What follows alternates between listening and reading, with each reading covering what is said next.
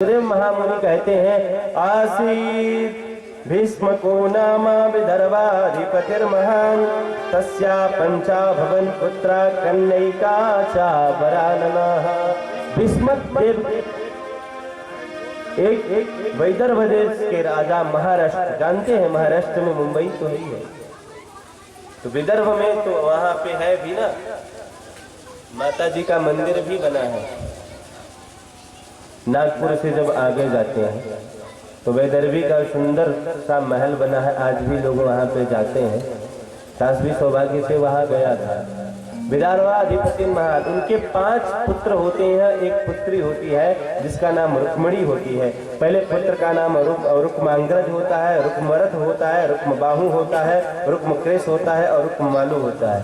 और रुक्मिणी ऐशाम सती, रुक्मिणी परम सती होती है, मन में ही कृष्ण को अपना वर्ण कर लेती है और कृष्ण से ही विवाह करना चाहते हैं। जब वो छोटी थी तो नारद जी आकर के वर्णित कर दिए थे, और वर्णित का रुक्मा, और इधर जो है विवाह के लिए प्रस्ताव रखा गया तो शिशुपाल सबसे बढ़िया वर समझ में आए, क्योंकि वो रुक्मी का परम मित्र था। और रुक्मी का परम मित्र होने के नाते शिशुपाल ने कहा कि मित्र तुम्हारी बहन से मेरा विवाह हो जाए, और विवाह तय होता है। यद्यपि महाराज भीष्म को यह पसंद नहीं है, बेटी के अगेंस्ट शादी करना पसंद नहीं है। आज भी देखिए, पहले भी ये परंपराएं थी, जो व्रत ये प्राचित लगता है, माँ बाप को एकदम प्राचित लगता है, जो बेटी के अनुकूल वर नहीं ढूंढते, अपनी आज्ञा का माना अपने मनमानी करते हैं वास्तुतः। और माँ कहती है कि मुझे तो श्याम सुंदर ही चाहिए। आज ब्राह्मण देवता पत्रकार बनते हैं, क्या डाकिया। ब्राह्मण बहुत काम की चीज है भाई साहब, सब काम में आ जाते हैं। आज ब्राह्मण देवता को माँ बुलाती है, रुक्मिणी माँ बुलाती है, और रुक्मिणी बुलाती है, कहती है भूदेव आप हमारा एक संदेशा ले जाकर के द्वारिकाधीश को दे दीजिए, बस इतना ही दीजिए, एक संदेशा दीजिए। हमने उनका रूप सुधा अभी दर्शन नहीं किया मैंने उनका, लेकिन मैं उनको अपना पति रूप में वर्ण कर ली हूँ। यदि वो हमारे पति रूप में नहीं आए तो हो सकता है अपने प्राणों की मैं आहुति दे दूं।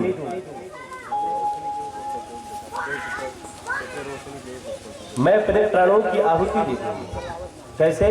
पत्र लिखते हैं, श्रुत्वा गुणानुभुवन सुंदर शृण्वतां ते निर्विश्य कर्ण विवरै हरितोंग पापम रूपम दृशां दृशिमतां अखिलार्थ भावा त्वय्याच्युता विसति चित्रम पत्रवं मे त्वय्याच्युत विसति चित्रम पत्रपम मे। मैंने आपका गुणानुवाद सुना है, आपका गुणानुवाद भुवन सुंदर है, आप तो कोटि कामदेवों के कमनीय किशोर मूर्ति हैं प्रभु। निर्विश्य कर्ण विवरई है, कानों के माध्यम से सुना हूँ आपको, रूप आपके रूप को मैं जानता। कर्ण विवरई हरितोंग तापम, जो आपका नाम संस्मरण कर लेता है उसका जीवन का ताप नष्ट हो जाता है। अतः हे प्रभु, रूपम दृशाम दृश्यमताम अखिलार्थाराभम, आप पूर्ण लाभ है नारायण। तो या च्युत विसत चित्रम पत्रपम में मुझे निर्लज्ज को क्षमा करें, क्योंकि मुझे नहीं भेजना चाहिए। लेकिन प्रभु, धीरा मतिम कुलवतीम चब्रठीत कल्या काले सिंह नरलोक मनोभिरामम, क्या कहीं आपने देखा है कि सिंह का कोई शिकार श्रृगाल लेकर के भाग जाए? तो ऐसा मैं होने नहीं दूंगी। यदि आप मुझे समय से नहीं आए तो मैं अपने प्राणों का परित्याग कर दूंगी। तनमे भवान खलुवृता पतिरंग जाया आत्मार्पितम भवोत्र विभो विधेहि, समस्त प्राणों की मैं आहुति दे दूंगी।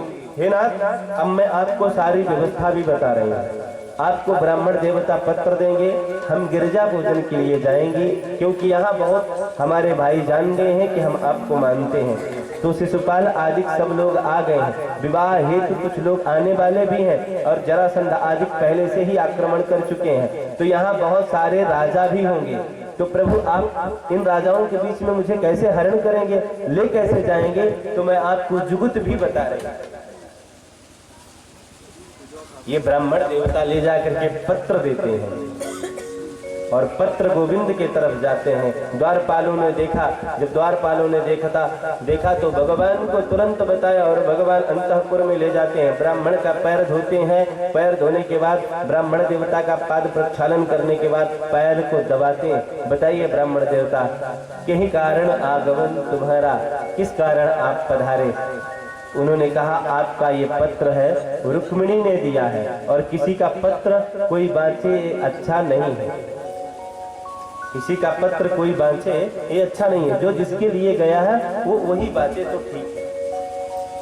भगवान कहते हैं आप मेरे ब्राह्मण देवता हैं और ब्राह्मण देवताओं से हमारा कोई भेद नहीं है, ब्राह्मण तो मेरी आत्मा है और आपसे कहीं कुछ छुपा नहीं है। विप्र प्रसादात् धरणीधरोऽहं, विप्र प्रसादात् कमलावरोऽहं, विप्र प्रसादात् अजिताजितोऽहं, विप्र प्रसादात् मम राम रामः, विप्र प्रसादात् मम राम रामः। तो ब्राह्मण देवता आप बताइए। ब्राह्मण देवता तुरंत बोल पड़ते हैं, वह गिरजा पूजन के लिए आएंगी, और जब गिरजा पूजन के लिए आएंगी तो प्रभु आप तुरंत उनका हरण कर लेना। भगवान ने कहा अब एक संदेशा ब्राह्मण देवता मेरा भी लिए जाना, जो हाल उधर है वो हाल इधर भी है। तथापि तुम में चित्तम, मैं नहीं कह रहा हूँ, भगवान खुद ही कह रहे हैं। भगवान कहते हैं तथापि चमत् चित्तो निद्राम न चमे निशि, वेदाहम रुक्मिणी देशान मोहदवाहो निवारिता। जिस दिन से रुक्मिणी के बारे में मैं सुना हूँ, रात में मुझे नींद नहीं आती है, नींद नहीं आती है, रात्रि में ना मुझे नींद आती है और न दिन में मैं सुख से रहता हूँ। निद्राम च न लेभे निशि वेदाहम, मुझे भी पता है, तो रुक्मिणी जी से जाकर के ये बता दीजिएगा तथापि तुम में मत चित्तम, आप में ही मेरा चित्त है, आप सावधान रहिए, परेशान मत होइए। और तुरंत ब्राह्मण देवता देर मत करिए, प्रस्थान करिए। ब्राह्मण को भगवान ने प्रणाम किया, ब्राह्मण देवता रथ में आरूढ़ होकर के पत्र को वापस लेकर के, भगवान का पत्र, और मैया को प्रदान करते हैं, मैया को प्रदान करते हैं। और मैया को जब देखा, मैया ने ब्राह्मण आ रहे हैं, अभी प्रदान तक नहीं हुआ पत्र, सोचे कि मैया को प्रदान कर देंगे ये पत्र को, तब तक भीड़ आ गई। ब्राह्मण देवता थोड़ा सा पीछे हट जाते हैं, ब्राह्मण देवता दिखाई नहीं पड़े। माँ थोड़ा सा व्याकुल से हो उठी, मन में व्याकुल हो गई और आज गिरजा माँ को मनाने लगी हैं।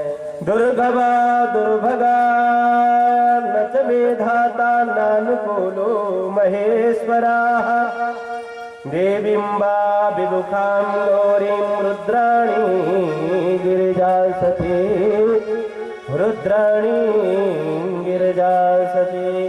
क्या विधाता मुझ दुर्भगा के ऊपर इतना अनुकूल नहीं हो महेश्वर? देवीं माँ विमुखाम गौरीम, हे गौरी माँ आज आप विमुख मत होइए, आप मुझे साथ दीजिए।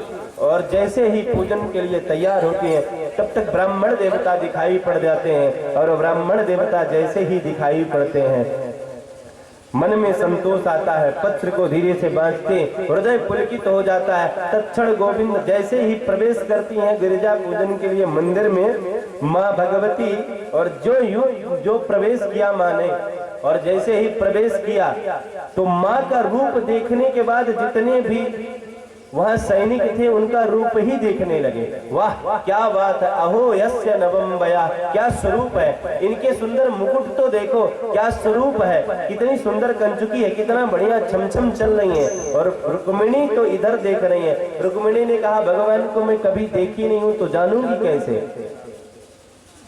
तो भगवान की इतनी बड़ी कीर्ति है, जैसे ही भगवान वैसे भी मृगेंद्र की भाई कभी किसी के परिचय की जरूरत नहीं समझता है। और प्रभु तो स्वयंभू है और विशंबर कभी किसी के परिचय की जरूरत नहीं है। उनकी ख्याति ही, उनके इशारे ही उनके परिचय हैं। और जो इशारा प्रभु का मिला, सैनिक लोग उधर देख रहे थे, प्रभु को प्रभु ने देखा, और जो प्रभु ने देखा तो प्रभु देखे कि बहुत सारे सैनिक हो जाते हैं। माँ गिरजा पूजन के लिए जाती हैं, सखियों को को भी लुभाती हैं और सखियों से निवेदन करती हैं, जब तक हम मंदिर में रहें तो कम से कम मुझे सजा दो, क्योंकि मैं श्याम सुंदर की दुल्हन होने वाली हूँ।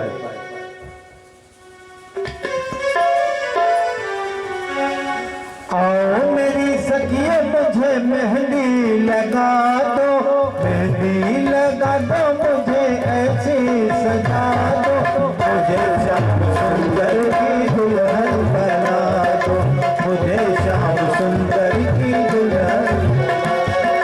आओ मेरी सखिए मुझे मेहंदी लगा दो, मेहंदी लगा दो, मुझे ऐसी सजा दो, मुझे श्याम सुंदर की दुल्हन बना दो, मुझे श्याम सुंदर की दुल्हन।